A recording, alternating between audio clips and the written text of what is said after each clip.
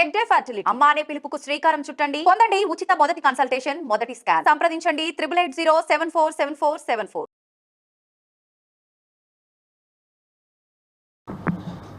హృదయపూర్వకంగా వారికి సల్యూట్ చేస్తూ, ఎందుకంటే అసామాన్య ప్రతిఘటన, గొప్ప పోరాట పటిమ, ఒక తెలంగాణ ఉద్యమంలో ఆనాడు ఒక ఉస్మానియాలో, ఒక కాకతీయ యూనివర్సిటీలో, ఒక మహాత్మా గాంధీ యూనివర్సిటీలో, పాలమూరు యూనివర్సిటీలో, శాతవాహన యూనివర్సిటీలో ఎట్లాంటి పోరాటాన్ని అయితే ఆనాడు చూసినామో అంతకు ధీటుగా ఈరోజు రాష్ట్ర ప్రభుత్వాన్ని సవాల్ చేస్తూ ఈ పోరాటంలో వీరోచితంగా ముందున నడుస్తున్న మా తమ్ముళ్ళకి, చెల్లెళ్ళకి హృదయపూర్వకంగా తెలంగాణ ప్రజల తరపున వారికి సల్యూట్, వారికి నా ధన్యవాదాలు కూడా చెప్తా ఉన్నా.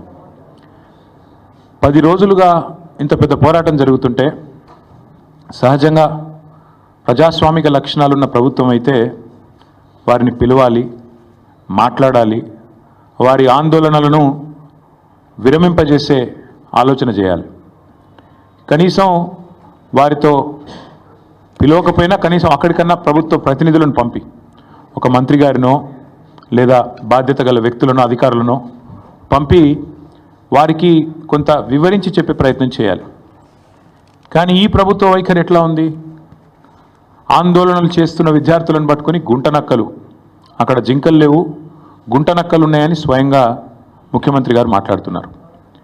ఇంకొక మంత్రి గారు అయితే పేమెంట్ బ్యాచ్ అని చెప్పి విద్యార్థులను చిన్నగా చేసే విధంగా, వాళ్ళని అల్పంగా చూపే విధంగా ఇంకొక మంత్రి గారు నోరు బారేసుకుంటారు. ఉప ముఖ్యమంత్రి గారు అక్కడ జంతువులే లేవు, అదంతా ఏఐ జనరేటెడ్, ఆర్టిఫిషియల్ ఇంటెలిజెన్స్ ద్వారా జనరేట్ అయిన ఇమేజెస్ అని తన కృత్రిమ మేధస్సును ఆయన బయటపెట్టుకున్నాడు. ఇది పరిస్థితి. మేము ప్రభుత్వానికి చెప్పేది ఏమంటే, ఇది దాయాదుల పోరు కాదు, ఆస్తి తగాదా అంతకంటే కాదు. భూమి నీదా నాదా అని కొట్టుకునేందుకు రేవంత్ రెడ్డి ఆ పిల్లలకు వేలు విడిచిన మేనమామనో, బాబాయో, తాతనో కాదు. రేవంత్ రెడ్డి ఈరోజు 4 కోట్ల మంది ప్రజలున్న ఈ రాష్ట్రానికి ముఖ్యమంత్రి. అంటే ఈ రాష్ట్రంలో 4 కోట్ల మంది కట్టే పన్నులతో జీతం తీసుకునే ఒక ప్రతినిధి. నిజంగా చెప్పాలంటే రూలింగ్ పార్టీ అని మా పెద్దలు కేసీఆర్ గారు ఎప్పుడు చెప్తుంటారు, రూలింగ్ పార్టీ కాదు సర్వింగ్ పార్టీ అని పిలవాలంటారు. ముఖ్యమంత్రి అనేవాడు ఈ రాష్ట్రానికి బాసో, ఈ రాష్ట్రానికి నియంతనో, చక్రవర్తో, రాజో కాదు. ఒక పెద్ద పాలేరులాగా, ఒక పబ్లిక్ సర్వెంట్ మాదిరిగా పనిచేయాల్సిన బాధ్యతలో ఉన్న వ్యక్తి.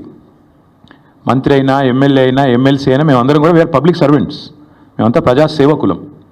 ఈ విషయం మర్చిపోయి తనకు రాజ్యాంగబద్ధమైన పదవులు ఉన్నా అన్న విషయాన్ని పూర్తిగా ఇంగితం కోల్పోయి రేవంత్ రెడ్డి గారు చేస్తున్న దురుసు మాటలు, దురుసు వ్యాఖ్యలు ఏవైతున్నాయో వారి కొన్ని విషయాలు నేను గుర్తు చేస్తూ ఉన్నా.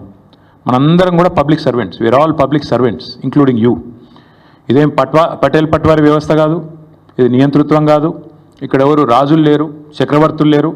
నువ్వు ప్రజల చేత ఎన్నుకోబడ్డ ఒక ఎమ్మెల్యే మాత్రమే. ఆ ఎమ్మెల్యేలు మీ కాంగ్రెస్ పార్టీలో మెజారిటీ మంది నిన్ను ఎన్నుకుంటే నువ్వు ముఖ్యమంత్రి అయినావు తప్ప నువ్వేమి రాజువు కాదు, నియంతవు కాదు. పేరుకేమో ప్రజాపాలన, కానీ చూస్తే మరి ఈరోజు ప్రజాస్వామిక స్ఫూర్తి అనేది కనీసం అణుమాత్రం కూడా మీరు చేసే ఒక్క పనులు కూడా కనబడతలేదు. ఎంత దుర్మార్గంగా మొత్తం దేశం మొత్తం చూస్తూ ఉంది. ప్రజాపాలన అనే అర్థానికి పాత్ర వేసి బుల్డోజర్లతో, జేసీబీలతో మేము పాలకులం, మీరంతా నా కాలి కింద చెప్పులాగా ఉండాలనే విధంగా మీరు బానిసలు అన్నట్టుగా ఒక విచిత్రమైన మానసిక రోగంతో కదా బాధపడుతున్నట్టుగా రేవంత్ రెడ్డి గారి ప్రభుత్వ వ్యవహారం ఉంది. మాట్లాడితే గవర్నమెంట్ భూమి, అసలు గవర్నమెంట్ భూమి ఏంది? రోడ్లు, చెరువులు, గుట్టలు, రాళ్ళు, రప్పలు, నేను గవర్నమెంట్ కాబట్టి నేను ఇష్టం ఉన్నట్టు చేస్తా, నా భూమి. Let me remind mister Revanth Reddy, a government is a mere custodian, not the owner. People are the owners. You are just a custodian. నువ్వు ధర్మకర్తవు మాత్రమే. ప్రజల సొమ్ముకు, ప్రభుత్వ భూమి అంటే ప్రజల సొమ్ము అది కాబట్టి ప్రజల సొమ్ముకు నువ్వు ధర్మకర్తవు మాత్రమే. You are a mere custodian for a very short time. నేనేదో రాజును, ఇది నాది రాజ్యం అన్నట్టుగా బిహేవ్ చేస్తే వారికి గుర్తు చేస్తా ఉన్నా, అది యూనివర్సిటీ భూమి, గవర్నమెంట్ భూమి అనే పంచాయతీ పక్కకు పెడితే నువ్వు your a mere trustee and custodian అంతే. ధర్మకర్తవు తాత్కాలికంగా ఉన్నవాడు, దాన్ని కాపాడాల్సింది పోయి ఇష్టం వచ్చినట్టు పనిచేస్తాను, ఇష్టం వచ్చినట్టు వ్యవహారం చేస్తానంటే కుదరదు. రోజుకు 18 గంటలు పనిచేస్తా అని చెప్పుకుంటాడు ముఖ్యమంత్రి గారు. కనీసం ఒక 10 నిమిషాలు మనిషిలాగా పనిచేయి. ఒక రియల్ ఎస్టేట్ బ్రోకర్ లాగా 18 గంటలు కాదు 20 గంటలు పనిచేయచ్చు. ఒక 10 నిమిషాలు 15 నిమిషాలు ఒక మనిషిలాగా, ఒక తండ్రిలాగా, ఒక తాతలాగా భవిష్యత్ తరాల మీద సోయితో పనిచేయని చెప్పి నేను ముఖ్యమంత్రికి చెప్తున్నా. నేను అడుగుతున్నా, నిన్న మా జగదీష్ రెడ్డి గారు కూడా అడిగినారు, ప్రభుత్వ భూమి అని చెప్తున్నారు పెద్దలు. ప్రభుత్వ భూమి అయితే దొంగల్లాగా ఎందుకు పోతున్నారు? అందరికీ దొంగల్లాగా ఎందుకు పోతున్నారు? ప్రభుత్వ భూమిలోకి అర్ధరాత్రి పోయి దొంగల్లాగా జేసీబీలు పెట్టి దొడ్డిదారిన పోయి పిల్లలు ఆందోళన చేస్తుంటే వారితో మాట్లాడకుండా దొడ్డిదారుని ఎందుకు ఈ ప్రయోగాలు చేస్తున్నారు? నెంబర్ 1.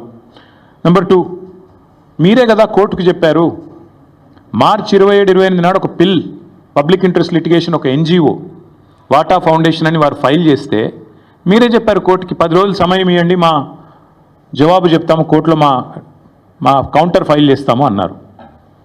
మరి ఆ 10 రోజులు ఏం పడిపోయిందని వాళ్ళ బుల్డోజర్లు పంపి అర్ధరాత్రి అపరాత్రి అని లేకుండా ఉన్న చెట్లన్నీ కూలగొట్టి అక్కడున్న పశువులను చంపేసి అక్కడున్న పక్షులను గూళ్ళు చెదిరేటట్టు చేసి ఈ 10 రోజులు దొంగల్లాగా ఎందుకు వ్యవహారం చేస్తున్నారు? ప్రభుత్వ భూమి అన్నమాట నిజమే అయితే ఎందుకు ఈ దొంగ వ్యవహారం? ఎందుకు పగటిపూట పోవట్లేదు? ఎందుకు అర్ధరాత్రి దాడి చేస్తున్నారు? కోర్టు సెలవులు చూసుకొని శనివారం, ఆదివారం, ఉగాది, రంజాన్ ఇవి చూసుకొని వందల వాహనాలు అక్కడ పంపి బుల్డోజ్ చేస్తారా? ఇదేనా ఒక ప్రజాస్వామ్యంలో ఒక నీతివంతమైన పరిపాలన అందించే వాళ్ళు, ప్రజాపాలన అని చెప్పుకునే వాళ్ళు చేయాల్సింది? దొంగదారిన పోవడమే కాకుండా పనికిమాలిన మాటలు మాట్లాడతారా? గుంట నక్కలు అని మాట్లాడతారు. ఎవరు గుంట నక్కలు? వాళ్ళ పిల్లలు చెప్తున్నారు, అవును మేము నక్కలమే కానీ నీలాగా పందికొక్కు కాదని చెప్తున్నారు. ముఖ్యమంత్రి గారికి అన్ని మాటలు పడాల్సిన అవసరం ఉందా? పిల్లలతో పిలిచి మాట్లాడొచ్చు కదా. అరే ఇంత దారుణంగా, ఇంత అన్యాయంగా హైకోర్టు ఎన్నిసార్లు తిట్టిందండి? ఈ హైడ్రాతోని వీకెండ్స్ పని చేసుకుంటా, శనివారాలు ఆదివారాలు పని చేసుకుంటా, కోర్టు సెలవు దినాల నాడు హైడ్రాతో మీరు కొడుతున్నారు పేదల ఇండ్లు, ఇంకోసారి పిచ్చి చేస్తే హైడ్రాను రద్దు చేసి పారిస్తాను కూడా హైకోర్టు చెప్పలేదా? అయినా మీకు బుద్ధి రాదా నీ ప్రభుత్వానికి? బుల్డోజర్లు ఎందుకు పోతున్నాయి ఆదివారాలు శనివారాలు ప్రజల మీదకి?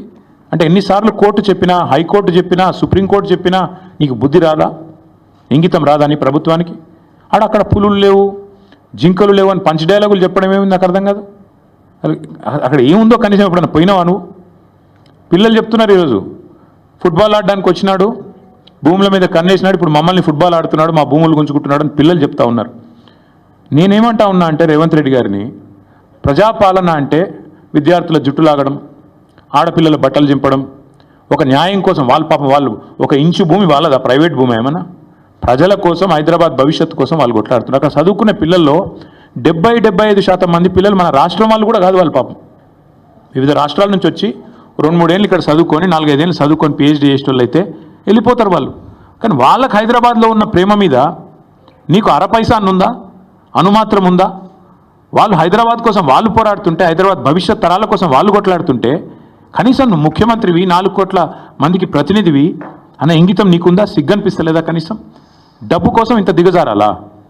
ఇంత తప్పుడు పనులు చేయాలా? నేను జగదీష్ రెడ్డి గారు చెప్పారు, నేను మళ్ళీ చెప్తున్నా, 14,000 ఎకరాలు మేము హైదరాబాద్ ఫార్మాసిటీ కోసం సేకరించాం. మాకు కూడా ప్రతిఘటన ఎదురైంది, మాకు కూడా ఇబ్బందులు అయినాయి. ఒప్పించి మెప్పించి మొత్తానికి కోర్టు కూడా అన్ని సరైన వివరాలు సమర్పించి మేము ministry of environment forest clearance తెచ్చి అన్ని చేసి 14,000 ఎకరాలు హైదరాబాద్ ఫార్మాసిటీ అని చెప్పి ఒక గ్రీన్ ఫార్మాసిటీ కడతామని చెప్పి మేము సేకరించాం. ఇవాళ నువ్వు దాన్ని 4th సిటీయో 420 సిటీయో కడుతున్నావు నువ్వు అక్కడ. నేను అడుగుతున్నా, మరి అక్కడ 14,000 ఎకరాలు నీ చేతుల్లో ఉన్నప్పుడు, మేము వడ్డిచ్చిన విస్తరలాగా నీ చేతిలో పెట్టినప్పుడు ఈ 400 ఎకరాల మీద ఎందుకు పడ్డావు? అక్కడ 14,000 ఎకరాల్లో కట్టచ్చు కదా. నువ్వు కట్టే ఐటీ పార్కులు, నువ్వు కట్టబోయే AI సిటీ, నువ్వు కట్టబోయే ఫ్యూచర్ సిటీ కోసం 14,000 ఎకరాలు పెట్టుకొని ఇక్కడ ప్రజెంట్ సిటీని ఎందుకు ఖరాబ్ చేస్తున్నావు? ఉన్నదే అక్కడ లంగ్ స్పేస్ ఇది ఒకటి, 2,500 ఎకరాలు ఏదైతే అక్కడ HCU చుట్టూ ఉందో ఆ పశ్చిమ హైదరాబాద్లో ఉన్న ఒకే ఒక లంగ్ స్పేస్ అది. దాన్ని ఎందుకు ఖరాబ్ చేస్తున్నామని కదా ప్రజలు అడిగేది. దాన్ని ఎందుకు ఖరాబ్ చేస్తున్నామని కదా పిల్లలు కొట్లాడేది. అక్కడ ఉండే జంతువులకు నోరు లేదు, నీ మంత్రులకు లేదా, నీ ఎమ్మెల్యేలకు లేదా? కనీసం ఒక్కరు మాట్లాడుతున్నారా? ఒక్కరికన్నా కనీసం బాధ అనిపిస్తలేదా? నెమళ్ళు అరుస్తుంటే, ఆ పశువులు పక్షులు గోల చేస్తుంటే, మా గూడు చెదరగొట్టద్దని ఏడుస్తుంటే ఒక్కళ్ళకు కూడా మానవత్వం ఉన్నవాడికి దేశం మొత్తం వినబడుతుంది, కానీ మీకు వినబట్టలేదా? అందుకే నేను రేవంత్ రెడ్డి గారికి చెప్పేది, పిల్లలు అడుగుతున్నారాడా ఏ యూనివర్సిటీ హే రియల్ ఎస్టేట్ నహి అని చెప్పి నినాదాలు ఇస్తున్నారు. ఇక మళ్ళీ దాని మీద ప్రెస్ మీట్లు, ఇష్టం వచ్చినట్టు తిట్లు, మేము అవన్నీ చెప్పడానికి నేను రాలేదు. నేను ఇవాళ సూటిగా స్పష్టంగా ఒకటే విషయం చెప్తా ఉన్నా. మళ్ళీ మమ్మల్ని ఎవరు కూడా తప్పు పట్టవద్దని చెప్పి కూడా కోరుతా ఉన్నాం. మేము మా పార్టీలో కూడా పెద్దలు కేసీఆర్ గారు నిన్న మొన్న మా పార్టీ సమావేశాలు జరుగుతూ ఉన్నాయి జిల్లాల వారీగా. అక్కడ కొంతమంది ముఖ్యుల్ని కేసీఆర్ గారు పిలిపించారు. హైదరాబాద్ సంబంధించి, రంగారెడ్డి జిల్లా సంబంధించి, రాష్ట్రానికి సంబంధించి ముఖ్యులను పిలిచారు. పిలిచి మరి ఇట్లా పిల్లలు ఆందోళన చేస్తున్నారు, మనం ఏం చేద్దాం, ఏం స్టాండ్ తీసుకుంటే బాగుంటుంది అని చెప్పి పార్టీలో కూడా కేసీఆర్ గారు చర్చించారు. చర్చించిన తర్వాత మేమందరం ఒక నిర్ణయం తీసుకున్నాం. ఆ నిర్ణయాన్ని చెప్పడానికే ప్రత్యేకంగా ఈరోజు ఈ ప్రెస్ మీట్ పెట్టడం జరిగింది. మేము అనుకున్నది ఏంటి అంటే, హైదరాబాద్లో ఈరోజు కాదు, మీరు ఒక్కసారి మా ట్రాక్ రికార్డ్ చూస్తే కూడా మేమేదో కొత్తగా ఇవాళ పర్యావరణ ప్రేమికులు కాలేదు, కొత్తగా మేమేమి మాట్లాడడం లేదు. హైదరాబాద్కి మా ప్రభుత్వం ఉన్నప్పుడు మేము చేసిన ఎఫర్ట్స్ వల్ల ప్రపంచంలో ప్యారిస్, బొగోటా లాంటి నగరాలను తలదన్ని గ్రీన్ సిటీ అవార్డు కూడా 2022లో మన ప్రభుత్వం ఆనాడు హైదరాబాద్ సిటీకి సాధించి పెట్టింది. హరిత విప్లవాన్ని సృష్టించింది తెలంగాణ అని చెప్పి ఆనాడు జాతీయ అంతర్జాతీయ media green revolution mission Kakatiya అనండి, హరితహారం లాంటి కార్యక్రమం నుండి దానివల్ల అద్భుతాలు సృష్టించిన తెలంగాణ అని చెప్పి మరి ఆనాడు జాతీయ అంతర్జాతీయ సంస్థలు రాశాయి. ఇది మీ ప్రభుత్వ రిపోర్టే, మాది కాదు. 7.7% గ్రీన్ కవర్ పెరిగింది కేసీఆర్ గారి ప్రభుత్వంలో అని చెప్పి ఫారెస్ట్ సర్వే ఆఫ్ ఇండియా ఇచ్చిన రిపోర్టు మీ ఎంసీఆర్హెచ్ఆర్డి వెబ్సైట్లో ఉంది. ముఖ్యమంత్రి గారు కావాలంటే చూసుకోవచ్చు. 270 కోట్ల మొక్కలు నాటి హరిత విప్లవాన్ని సృష్టించిన ప్రభుత్వం మాది. హైదరాబాద్, కొరియాలో జరిగిన ఒక అంతర్జాతీయ ఈవెంట్లో ప్యారిస్ని, బొగోటాని, మెహికోని వీటన్నిటిని కాదని ఆనాడు అంతర్జాతీయ అవార్డు గెలుచుకున్న సందర్భంగా జాతీయ పత్రికల్లో వచ్చిన వార్తలు. జాతీయ స్థాయిలో forest survey of India Telangana ranks first in the nation in environment conservation forest cover. ఇది మా ట్రాక్ రికార్డ్, ఇది మేము సాధించిన విజయాలు. ఇక మళ్ళీ అదే మాట మళ్ళొకసారి, హరితహారం వల్ల మేము హెచ్ఎండిఏలో చేసిన ఎఫర్ట్స్ వల్ల గ్రీన్ సిటీ అవార్డు వచ్చిన విషయం. అదే మాదిరిగా ఇక ఇది డేటా. ఒక 10 ఏళ్లలో భారతదేశంలో ఏ నగరంలో గ్రీన్ కవర్ పెరిగింది అంటే మెట్రోస్లో. ఇది data, times of India report. ఇది డేటా చూడండి. బొంబాయి, ఢిల్లీ, చెన్నై, అదేవిధంగా కోల్కతా, బెంగళూరు, హైదరాబాద్ ఇవన్నిటిని కలిపి చూస్తే హైదరాబాద్లో అత్యధికంగా గ్రీన్ కవర్ పెంచింది తెలంగాణ ప్రభుత్వం కేసీఆర్ గారి హయాంలో అని మరి జాతీయ స్థాయిలో వచ్చిన రిపోర్ట్స్. ఇక ఎంత పెరిగింది, ఎన్ని స్క్వేర్ కిలోమీటర్లు పెరిగింది తెలంగాణలో అంటే ఇదొక రిపోర్టు. ఇట్లా ఒకటి కాదు, నేను 100 చూపెడతాను. ఇది ఒక్క పిక్చర్ మీకు అన్ని విషయాలు చెప్తుంది. ఆ తర్వాత భారత ప్రభుత్వం చెప్పింది కూడా ఒక మాటలో చెప్తాను. This one picture will speak volumes. భారతదేశంలోని 28 రాష్ట్రాల్లో ఎక్కడ గ్రీన్ కవర్ పెరిగింది అంటే ఇగో this is Telangana and the growth, decadal growth of green cover in Telangana. ఇది భారత ప్రభుత్వం పార్లమెంట్లో ఇచ్చిన రెస్పాన్స్. 2021 జూలై 23 నాడు భారతదేశంలో ఏ సంవత్సరంలో ఎంత పెరిగింది గ్రీన్ కవర్, ఎంత పెరిగింది అడవి అంటే ఇది భారత ప్రభుత్వం 2021లో ఇచ్చిన రిపోర్ట్. అత్యధికంగా తెలంగాణ రాష్ట్రంలో పెరిగింది అని పార్లమెంట్లో ఇచ్చిన సమాధానం.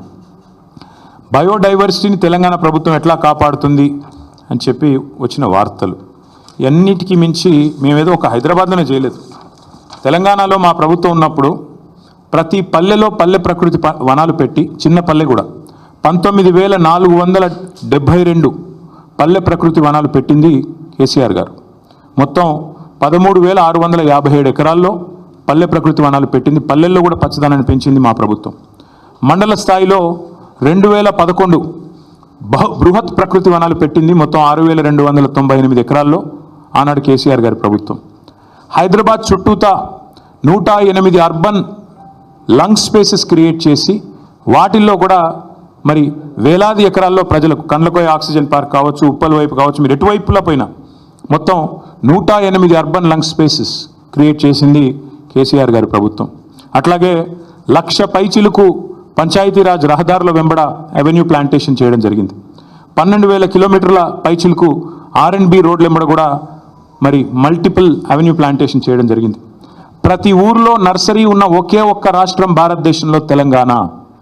14,864 నర్సరీలు మున్సిపాలిటీలతో కలిపి, హైదరాబాద్తో కలిపి, ప్రతి ఊరితో కలిపితే దాదాపు 15,000 నర్సరీలు ఉన్న ఒకే ఒక్క రాష్ట్రం తెలంగాణ. 270 కోట్ల మొక్కలు పెట్టిన ఒకే ఒక్క రాష్ట్రం Telangana. That is our commitment. మాకేదో కొత్తగా ఈరోజు ఎన్వైర్న్మెంట్ గురించి మాకు ఎవరి దగ్గర కితాబులు అవసరం లేదు. ఇదంతా ఎందుకు చెప్తా ఉన్నా అంటే we have taken a decision yes a party that 400 acres which this government is ఐయింగ్ like real estate broker, ఆ 400 ఎకరాలను ఎట్టి పరిస్థితుల్లో, ఇది కేసీఆర్ గారి మాట, మా పార్టీ మాట, మా పార్టీ తరఫున మేము మాటిస్తున్నాం, 3 ఏళ్లలో మేము ఖచ్చితంగా మళ్ళీ ప్రభుత్వంలోకి వస్తున్నాం. ప్రభుత్వంలోకి వచ్చిన తర్వాత మేము ఆ 400 ఎకరాలని మొత్తం హైదరాబాద్లో, మొత్తం తెలంగాణలోనే అతి పెద్ద ఈకో పార్క్గా ఏర్పాటు చేస్తాము. ఇప్పుడే నేను స్పష్టంగా చెప్తా ఉన్నా, ఈరోజు ఎవరైనా రేవంత్ రెడ్డి విసిరే బిస్కెట్లకు ఆశపడి, రేవంత్ రెడ్డి చెప్పే మాటలకు ఆశపడి ఆ ల్యాండ్ 1 ఇంచ్ ఎవరన్నా కొనుక్కున్నా మళ్ళీ కుండ బద్దలు కొట్టినట్టు చెప్తున్నా, మమ్మల్ని తర్వాత అనొద్దు. ఖచ్చితంగా ప్రతి ఇంచు తిరిగి వెనక్కి తీసుకుంటాము. ఒక అద్భుతమైన ఈకో పార్క్, ఎట్లా అయితే ఒక సెంట్రల్ పార్క్ ఉంటుందో మన్హాటన్లో, ఆ స్థాయిలో ఒక అద్భుతమైన ఈకో పార్కును హైదరాబాద్ ప్రజలకి గిఫ్ట్గా అందిస్తాము. అటు సెంట్రల్ యూనివర్సిటీ విద్యార్థులకు ఆ గిఫ్ట్గా ఉంటుంది, హైదరాబాద్ ప్రజలకు కూడా ఇది ఒక గిఫ్ట్గా ఇస్తాము. ఇది మా కమిట్మెంట్, ఇది మా బాధ్యత. హైదరాబాద్ ప్రజలు మా ఓట్లేసి గెలిపించారు. మొన్నటి ఎన్నికల్లో కూడా ఏకపక్షంగా కాంగ్రెస్కి 1 సీట్ ఇవ్వకుండా గెలిపించారు. So we are committed to protecting environment in the city of Hyderabad, in the state of Telangana. ఆ 400 ఎకరాలు పొరపాటున కూడా ఎవరు కొనవద్దు. కొంటే మీరు నష్టపోతారు, మమ్మల్ని తర్వాత తప్పుపడ్డద్దు. ప్రభుత్వంలోకి వచ్చిన తర్వాత కాదు, 3 ఏళ్ల ముందు చెప్తున్నాము, మమ్మల్ని తర్వాత అనవద్దు. ముందే చెప్తున్నాము, ఈ ప్రభుత్వం రియల్ ఎస్టేట్ విస్తరణ కాంక్షతో పనిచేస్తోంది. మేము మాత్రం భవిష్యత్ తరాల కోసం ఆలోచిస్తున్నాము. A politician thinks about next election, a statesmen thinks about next generation. అందుకే మా నాయకుడు కేసీఆర్ గారు చెప్పారు, వచ్చే తరాల కోసం ఆలోచించాలి ఆ 400 ఎకరాలు. ఎందుకంటే మొన్నటిదాకా కోర్టు డిస్ప్యూట్లో ఉంది కాబట్టి మేమే కొట్లాడినాం కోర్టులో కూడా, ప్రైవేట్ వ్యక్తులది కాదు, ఆ ల్యాండ్ ప్రభుత్వాన్ని. మేము కొట్లాడుతూనే ఆ ల్యాండ్ తిరిగి ప్రజలకు వచ్చింది. ఇవాళ అదేదో రియల్ ఎస్టేట్ కింద అమ్ముకోవడానికి కాదు మేము కొట్లాడింది. ఆ ప్రాంతంలో పర్యావరణ పరిరక్షణ జరగాలి, ఆ ప్రాంతంలో ఒక అర్బన్ లంగ్ స్పేస్ ఉండాలి. ఢిల్లీ మాదిరిగా మన నగరం మారొద్దు. ఢిల్లీలో ఎట్లయితే ఎయిర్ క్వాలిటీ దెబ్బతిని ఇవాళ మాస్కులు వేసుకొని తిరిగే పరిస్థితి వచ్చిందో, ఎయిర్ క్వాలిటీ డేంజరస్ లెవెల్స్గా ఉంది అని చెప్పి ఇవాళ వివిధ దేశాలు అక్కడి ప్రజలు ఎవరైతే ఉన్నారో వారికి చెప్పే పరిస్థితి వచ్చిందో, ఆ పరిస్థితి హైదరాబాద్కి రాకూడదు. భవిష్యత్ తరాలు బాగుండాలి అంటే, మన పిల్లలు బాగుండాలి అంటే, so we are committed and we are committing to making sure this 400 acres of Kanche Gachibowli land will be converted into an eco park, and we are requesting all the people who are interested in coming and joining with us. మా శ్రీనివాస్ యాదవ్ గారు ఇందాకనే నాతో అన్నారు, అన్న పిల్లలు ఆందోళన చేస్తున్నారు, మనం వెళ్ళాలి అన్నారు. ఎస్, మేము కూడా పోవాలని ఆలోచించినాం. కానీ దుర్మార్గులు కాంగ్రెస్ వాళ్ళు మేము ఆడ పడుగు పెట్టంగానే ఇది మొత్తం బీఆర్ఎస్ వాళ్ళే నడిపిస్తున్నారు అని పనికిమాలిన మాటలు మాట్లాడతారు. అందుకే కొద్దిగా దూరంగా ఉన్నాం. But I think the time has come. మేము కూడా ఇప్పుడు ప్రభుత్వం కనుక వెనక్కి తగ్గపోతే మేము కూడా పిలుపునిస్తాం. మొత్తం హైదరాబాద్ ప్రజలతో పాటు మా ప్రజాప్రతినిధులందరం కూడా we will March to HCU. వదిలిపెట్టం. ప్రభుత్వం వెనక్కి తగ్గాల్సిందే, తగ్గకపోతే వదిలిపెట్టం. ఎట్టి పరిస్థితుల్లో కూడా ఊరుకోం.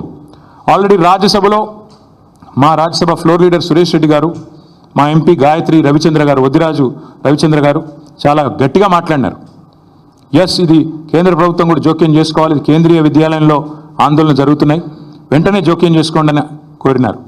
అట్లాగే 10 మంది HCU విద్యార్థులు మేము ఢిల్లీకి వెళ్ళాలి, మాకు అపాయింట్మెంట్ ఇప్పించండి అంటే ధర్మేంద్ర ప్రధాన్ గారితో అపాయింట్మెంట్ ఇప్పించి HRD మినిస్టర్ గారితో వారిని కూడా తీసుకొని పోయాము. వారికి కూడా సపోర్ట్ చేస్తున్నాము.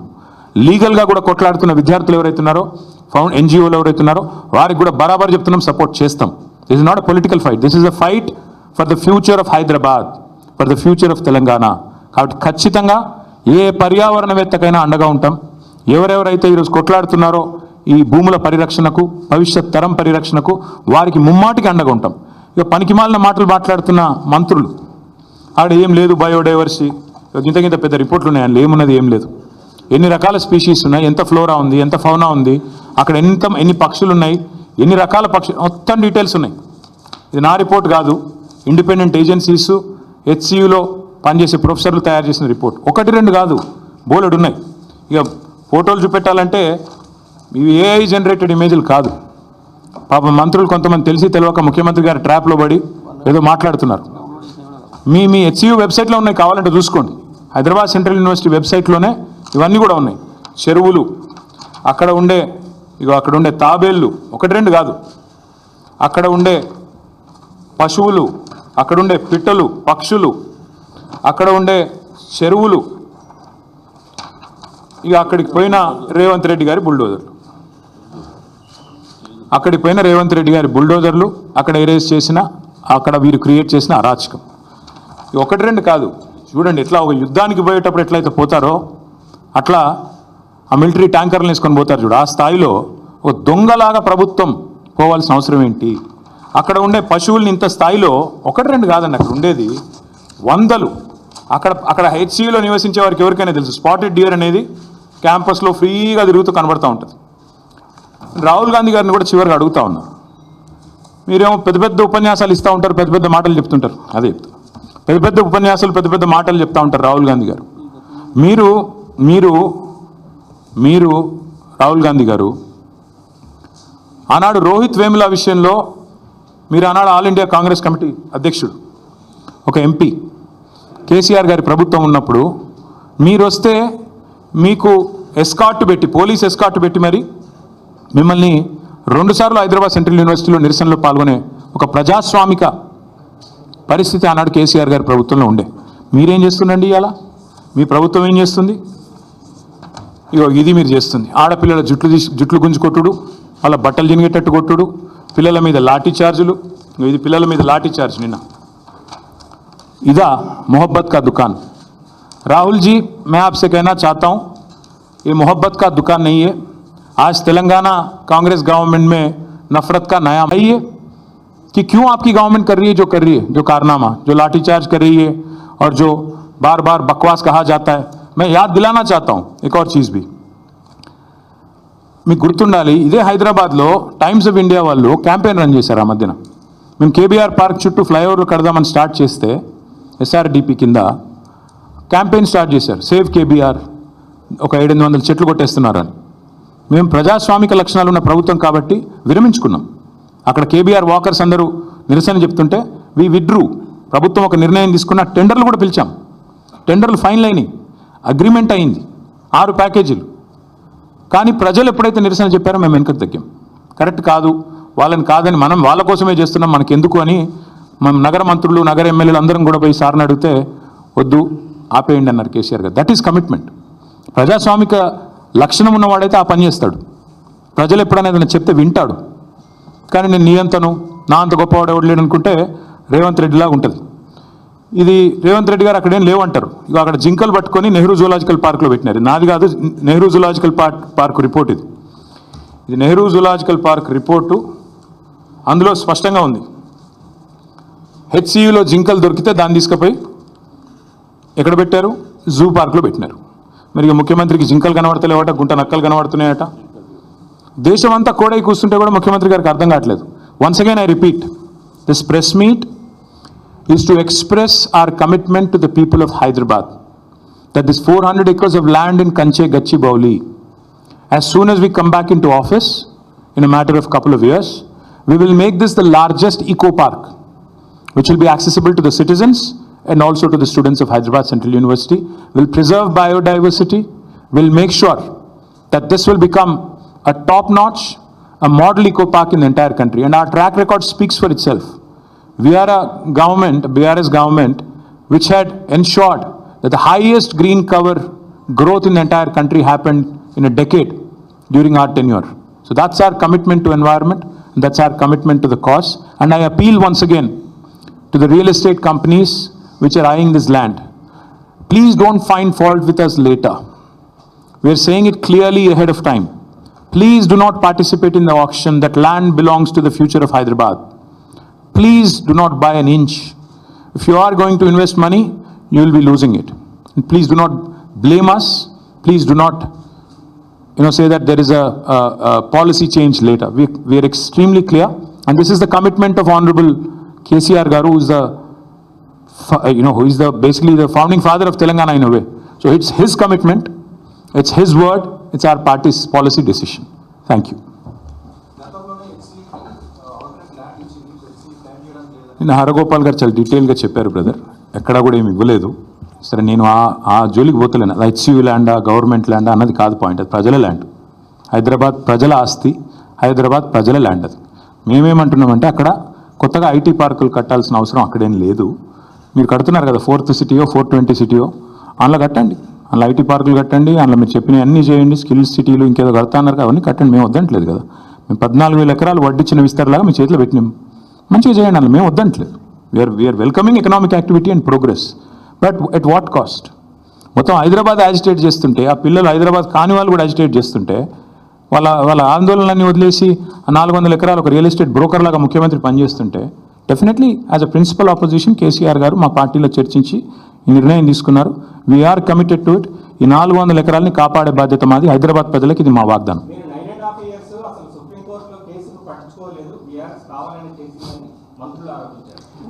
మంత్రులు నేనేమంటున్నా అంటే వారికి పాపం విషయం తెలియదు. గవర్నమెంట్ వాళ్ళది వచ్చింది డిసెంబర్లో, కోర్టు తీర్పు వచ్చింది బహుశా మార్చిలో అనుకుంటా, 3-4 నెలల్లో. ఆ 3-4 నెలల్లో హియరింగ్ కూడా కాలే. ఏదో మాట్లాడతారు, తెలిసి తెలియక ఏదో వాగుతూ ఉంటారు. ముఖ్యమంత్రి గారు మెప్పు పొందడం కోసం 20% కోసం 30% కోసం మాట్లాడేటల గురించి మాకు పెద్ద ఫికర్ లేదు. We are concern about the future of Hyderabad. ఈ 400 ఎకరాల విషయంలో మా పార్టీ విధానం సుస్పష్టం. ఈ 400 ఎకరాలని ఒక హైదరాబాద్ మెచ్చే ఒక మణిహారం లాగా, ఒక ఈకో పార్క్ లాగా తయారు చేస్తాం. కాంగ్రెస్ స్టాండ్ ఏంటో చెప్పమని చెప్పండి, నేను కోరుతాం.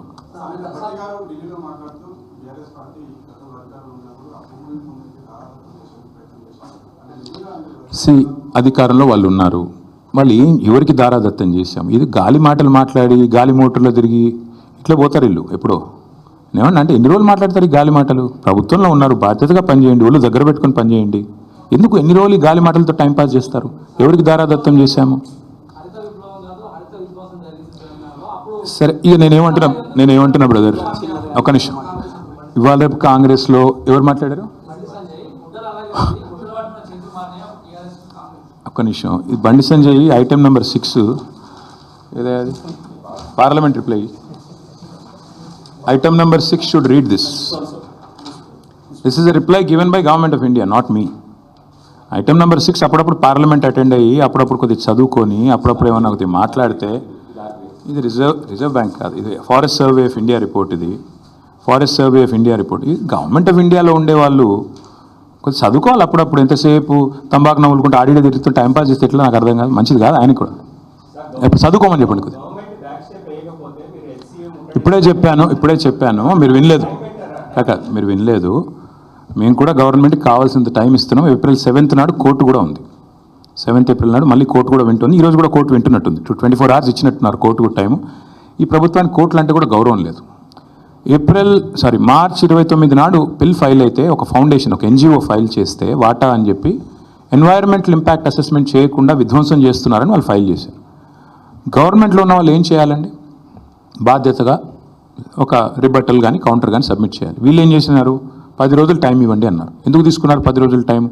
ఆ 10 రోజుల్లో ఉన్నదంతా అక్కడ నాశనం చేసి అక్కడ ఏమీ లేదు అని కౌంటర్ ఫైల్ చేయడానికి ముఖ్యమంత్రి గారు అర్ధరాత్రి అపరాత్రం లేకుండా లైట్లు పెట్టి చీకట్లో ఇవాళ అక్కడ ఉండే జింకలను, పక్షులను, అక్కడ ఉండే చెట్లను కొట్టి పారేసి మొత్తం నాశనం చేస్తున్నాడు అక్కడ. ఇది నేను చెప్పడం కాదు, పిల్లలు 5 డ్రోన్లు ఎగిరేసి షూట్ చేసినారు. మన ముఖ్యమంత్రి గారు చాలా సుభాషితాలు, ప్రవచనాలు చెప్పినారు అసెంబ్లీలో. ఏమన్నారు? ఒక డ్రోన్ ఎగిరేస్తే 500 ఫైన్ వేయాలా, నా దానికి కూడా జైల్లో పెడతారా అన్నాడు. మరి నువ్వు ఎందుకు పెట్టినావు ఇవాళ వాళ్ళ మీద కేసులు? 5 డ్రోన్లు ఎగిరేసి పిల్లలు నువ్వు చేస్తున్న విధ్వంసాన్ని షూట్ చేసినారు. మేం చేయలేదు, మీరు చేయలేదు. సారీ, మీడియా మీ పని చేయలేదు, మేము ప్రతిపక్షంగా మేము కూడా ఆడబోయి లొల్లి పెట్టలేదు. ఎందుకంటే ఆ పిల్లలు కొట్లాడుతున్నారు, దాన్ని మలినం చేయొద్దని మేము దూరం ఉన్నాం. ఈరోజు నేను అడుగుతున్న ముఖ్యమంత్రిగా 5 డ్రోన్లు ఎగిరేసి నువ్వు చేస్తున్న విధ్వంసాన్ని షూట్ చేసిన పిల్లల మీద కేసు ఎందుకు పెట్టినావు? మరి 2 పిల్లల్ని జైలుకు పంపినాడు ఈ ముఖ్యమంత్రి, PhD స్కాలర్స్ని. ఎందుకు పంపావు? పెద్ద పెద్ద మాటలు మాట్లాడే ముఖ్యమంత్రి. మేము చూస్తాము, ఇప్పుడు కోర్టు ఏం చెప్తుందో చూస్తాము. ముఖ్యమంత్రి కోర్టు తీర్పుతోనైనా బుద్ధి వస్తుందేమో ఆశిస్తాము. రాకపోతే పార్టీలో చర్చించి మా హైదరాబాద్ శాసనసభ్యులు మిగతా వాళ్ళందరితో కూడా మాట్లాడి సీనియర్ నాయకులతో మా నిర్ణయం